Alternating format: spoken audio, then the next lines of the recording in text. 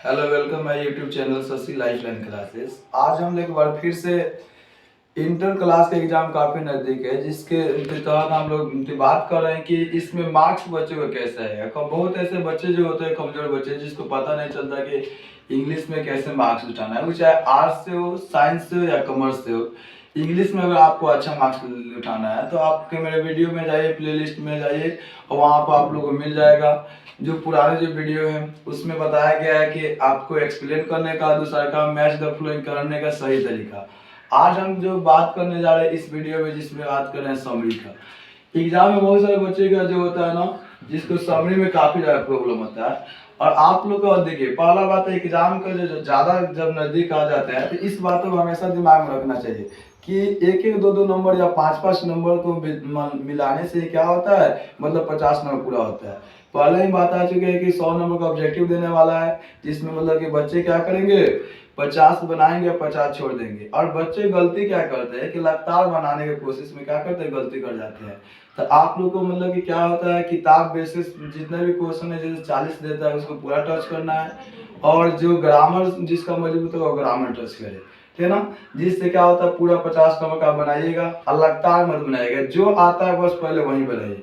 अगर बात की जाए यहाँ पर, तो हम बात कर रहे हैं समरी का कि समरी कैसे लिखा जाता है। इसमें बच्चे बहुत सारा यहाँ पर बिहार बोर्ड के जो बच्चे होते हैं जो इंग्लिश में समरी लिखना नहीं आता है, आज हम बता रहे हैं समरी जिसको बिल्कुल नहीं लिखना आता है ना, तो हमारे कुछ लाइन को क्या करे, फॉलो करे और उसी हिसाब से क्या करे, समरी लिखे। इस बार का आप लोग अगर बात की जाए समरी में, तो 10 सोल्जर भी आई है।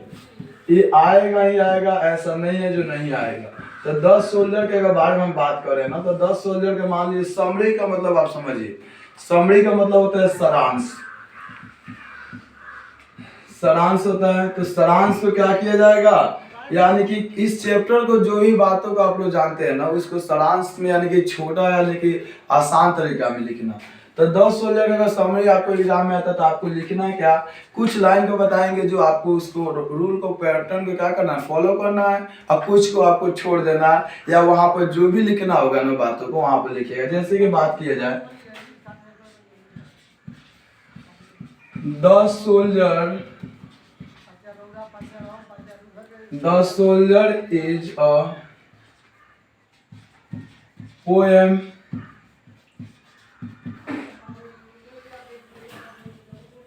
this poem was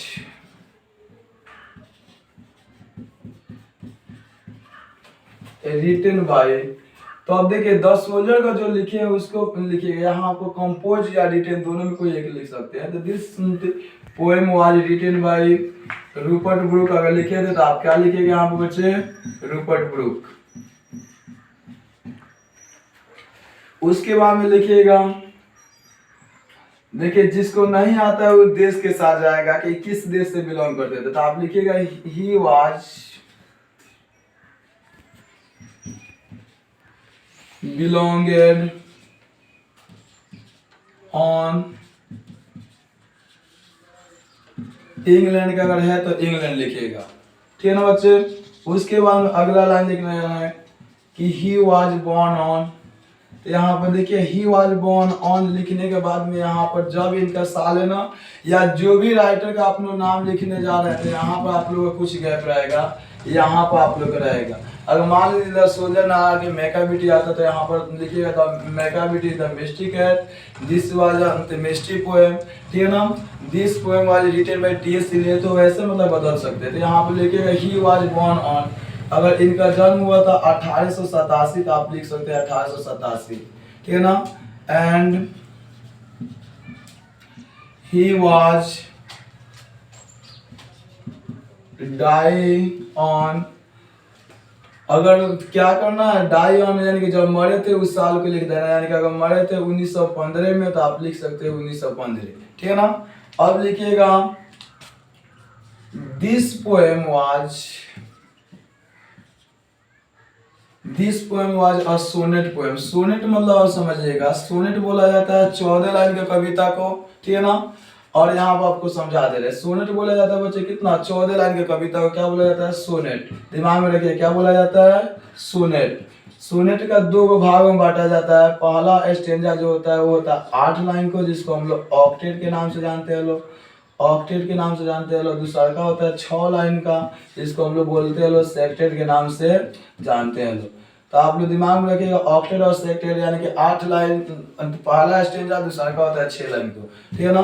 तो this was a sonnet poem, यह कैसे कविता है बच्चे? सोनेट कविता है, ठीक है ना। आप आगे लिख सकते हैं कि he was a war poet, ठीक है ना। He was a war poet, ये कैसे कवि थे? तो विवाहित, बोलिए। ठीक है ना।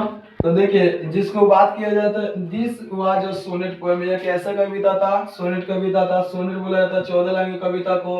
अब बोल सकते हैं he was a war poet, कौन वार उनके कवि थे? तो यही जो थे, कौन जिसका नाम था बच्चे? थे रूपर्ट ब्रूक, ठीक है ना। आगे लिखिएगा, देखिए he was a great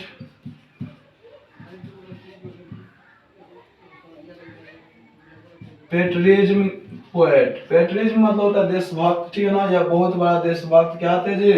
poet थे, ठीक है ना, यानी बहुत बड़ा देशभक्त थे।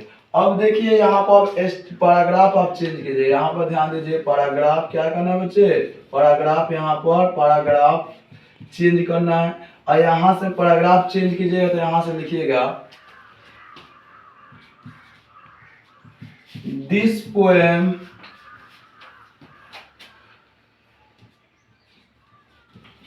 पोएट सेड डैट, इस कविता में कवि कहना चाहते हैं। अब देखिए, अब यहाँ से इस कविता के बारे में आपको जो भी जानकारी होगा 2-3 लाइन क्या कीजिएगा, इस पर लिखिएगा। उसके बाद में फिर से पैराग्राफ चेंज कीजिएगा, नीचे की तरफ आइएगा और लिखिएगा कौन सी? It is really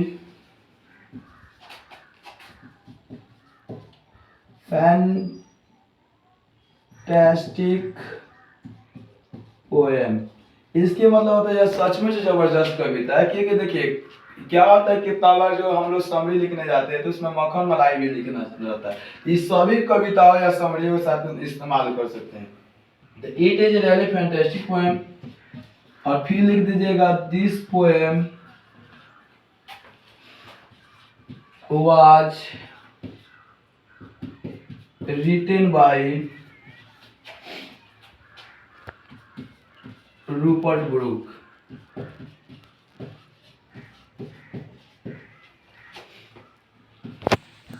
He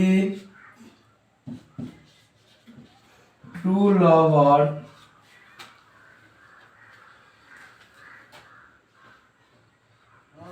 of his motherland। देखिए he the true lover of his motherland, इतना लेके आप छोड़ दीजिए। अब आसान भाषा में समझिए, यहाँ पर जो कविता है उसका नाम लिखना है, यहाँ पर जो राइटर है उसका नाम लिखना है। वो कहाँ के है यहाँ पर देखिए, यहाँ पर बदल सकते हैं आप लोग। अब मान लीजिए इस द सोल्जर लिखने नहीं जा रहे हैं, मैकाबिटी लिखने जा रहे हैं, या स्नेक लिखने जा रहे हैं, तो यहाँ पर बदल दीजिए। जन्म जब हुआ वो बदल सकते हैं आप लोग, मृत्यु वाला बदल सकते हैं, ठीक है ना। ये कविता किस प्रकार का है इसको बदल सकते हैं, ठीक है ना। और जो कविता के यहाँ पर बेसिक बातें बताया गया है कि the poet this poem the poet said that, यहाँ पर दैट आप लगा सकते हैं, that he was fought for his country, ठीक है ना। और मतलब वो अपने देश के लिए लड़ते हैं। एंड इफ ही डाई, अगर वो मर जाते हैं अनदर कंट्रीज, मतलब अगर वो दूसरे देशों में जाके मर जाते हैं, they for ever this country's land for England, मतलब वो लैंड हमेशा के लिए किसका हो जाएगा? इंग्लैंड का हो जाएगा। अब इस कविता में बताते हैं कवि यह चाहते हैं कि वह एक पीसफुल देश रहे, इंग्लैंड यानी कि लड़ाई से मुक्त रहे, शांतिपूर्ण देश रहे। तो इस बारे में जितना भी कविता में बताया गया है कि वो उनका जन्म थे इंग्लैंड में हुआ था, वह इंग्लैंड में पले बड़े थे, वह इंग्लैंड में खेले थे, वह इंग्लैंड में घूमे थे। तो ये सभी बातों को आप लोग अगर जो भी बातें याद आता है ना, और साथ ही साथ में यह भी बात को लास्ट में बताया गया कि अगर आप मर जाते हैं देश के लिए तो आप लोग का इंग्लैंड का जो हेवन है यानी कि स्वर्ग, वहां पर क्या होगा, आपका इंतजार होगा। तो इस बातों के लिए अगर कोई देश के लिए सच्चाई के लिए अगर मरता है ना, तो उसके लिए मतलब क्या होता है बच्चे, तो उसके लिए मतलब कि हर कोई मतलब कि इंतजार करता है। एक बार हम हट जा रहे हैं, आप लोग को खूब बढ़िया से इसको क्या करिए, अगर जिसको स्क्रीन शॉट लेना स्क्रीन शॉट ले लीजिए, या जिसको अगर लिखना होगा वो लिख लीजिएगा।